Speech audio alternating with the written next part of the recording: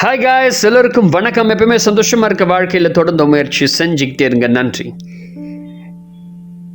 இன்னைக்கு நம்ம பார்க்க போகிற ஒரு பதிவு என்னென்னா, ஒரு பிரச்சனைக்கான ஒரு தீர்வை பற்றி தான் இன்றைக்கி பார்க்க போகிறோம்.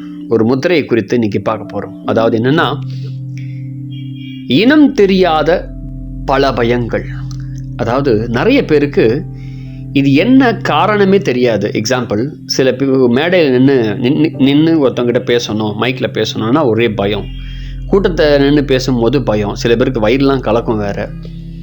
அதுக்கு பிறகு அடப்பாக ஒரு இடம் இருக்கும். அது அந்த இடத்துல குரூப்பாக இருப்பாங்க பீப்புள். இப்போ எக்ஸாம்பிள், ஃப்ளைட்டில் போகிறாங்க அப்படின்னா அந்த அடப்பாக இருக்கக்கூடிய அந்த எல்லாத்தையும் க்ளோஸ் பண்ணிட்டோன்னே ஒரு விதமான பயம். காரணமே தெரியாது. ஆனால் இதுக்கு ஒரு ரீசன் இருக்கும்.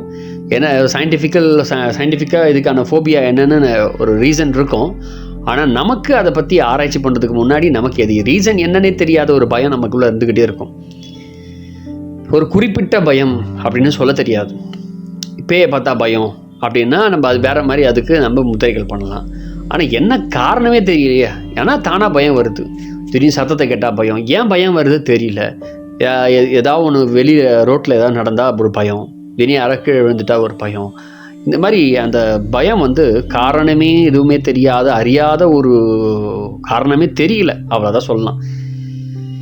இந்த மாதிரியான பயங்களுக்கு நாம் ஒரு அற்புதமான ஒரு முத்திரை ஒன்று இருக்குது. இதுக்கு பேர் என்னென்னா உத்திர போதி முத்திரை அப்படின்னு சொல்லுவாங்க.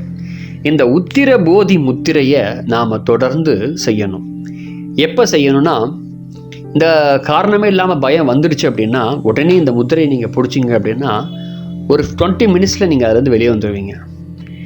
இது ஒரு ஜஸ்ட்டு அந்த டைமில் செய்கிறது.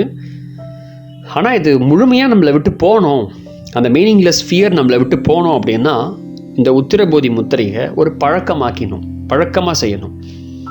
காலையில் எழுந்து குளித்து முடிச்சுட்டு கொஞ்ச நேரம் நம்முடைய வேலைகள்லாம் ஆரம்பிக்கிறதுக்கு முன்னாடி உட்காந்து ஒரு சோஃபாலேயோ அல்லது கீழே ஒரு பெட்ஷீட் இல்லை யோகா மேட் போட்டு உட்காந்தோ ஒரு இடத்துல இந்த உத்திரபோதி முத்திரையை அமைதியாக கண்களை மூடி இந்த முத்திரையை பிடிச்சி அப்படியே தியானத்திலே இருக்கணும். நான் இந்த பய நேரத்தில் நிறைய பேருக்கு இந்த தியானம் கண்ணை மூடணுன்னு ஒரு மாதிரி என்னென்னமோ தாட்ஸ் வரும், என்னமோ என்னமோ கஷ்டமாக இருக்கும். அதனால் உங்களுக்கு இன்னும் ஃபியர் கூடலாம். அதனால் கண்களை திறந்து ஒரு செவரை உங்களுடைய வால், அந்த வாலை பார்த்துக்கிட்டே அமைதியாக கண்களை திறந்து பார்த்துக்கிட்டே இருங்க. ஒரு 5 நாள் பண்ணுங்கள். அதுக்கப்புறம் கொஞ்ச நாள் கழித்து கண்களை மூடி அமைதியாக உத்திரபோதி முத்திரையை பார்த்து அப்படியே கவனித்து அமைதியாக இருங்க. இருக்க தானாக உங்களுக்குள்ள அந்த பயம் குறையிறத உங்களால் பார்க்க முடியும். அப்புறம் நீங்கள் அந்த மாதிரி சம்பவங்கள் இது எப்படி கன்ஃபர்மேஷன் பண்ணணுன்னா, உங்களுக்கு என்ன மாதிரி பயம்லாம் இருந்ததோ அந்த பயங்கள்லாம் வெளியில் நடக்கும்போது நீங்கள் திடீர்னு பார்க்குறீங்க அப்படின்னா உங்களுக்கு அந்த பயம் அது பெரிய விஷயமா தெரியாது. எப்போ உங்களுக்கு தெரியாமல் போதோ அப்போ நீங்கள் அந்த பயத்துலேருந்து முழுமையாக நீங்கள் வெளியேறீங்க அப்படின்னு பொருள். ஸோ இந்த முத்திரையை தொடர்ந்து செய்யுங்க. நான் இந்த உத்திரபோதி முத்திரையை நாம் அமைதியாக உட்காந்து கண்களை மூடி செய்யும் பொழுது தான் நல்ல ரிசல்ட் உங்களுக்கு வரும். ஒரு 5 நாள் 10 நாள் கழிச்சு கண்களை மூடி நல்லா செய்யுங்க. அதுக்கு பிறகு உங்களுக்கு ரிசல்ட் நல்லா இருக்கும். அதுக்கு பிறகு நீங்கள் உங்கள் லைஃப்பில் அந்த மாதிரி அனுபவங்களை வெளியில் பார்க்கும்போது உங்களுக்கு எந்த ஒரு சலனமும் ஏற்படாது அப்படின்னு உங்களுக்கு தெரிய ஆரம்பிக்கும். அதுக்கு பிறகு விட்டுருங்க. எனக்கு தெரிந்த ஒரு நபர் மேடை ஏறினவுன்னா பயப்பட ஆரம்பிச்சிடுவார். அப்படியே கை காலம் நடுங்கும். அதாவது ஷூ போட்டுன்னு பேர் அவர் ஷூலாம் அப்படியே ஈரமாயிடும். கையெல்லாம் வேர்த்து கொட்டும். அப்படியே தண்ணி ஊற்றும். அப்படியே அவருக்கு இப்போயே பயமா அப்படின்னு கஷ்டப்பட்டு இருந்தார். தொடர்ந்து அந்த உத்திரபோதி முத்திரையை தொடர்ந்து, ஏன்னா அவருடைய ஜாபே மேடையில் நின்று பேசணும். அதாவது அவருடைய ஆஃபீஸில் மேடையில் அவர் மீட்டிங்கில் நின்று பேசணும். அவங்க கீழே ஒரு 100 பேர் இருப்பாங்க போல். அவங்க மத்தியில் தான் பேசணும் போல் அவர். ஆனால் அவரால் முடியல.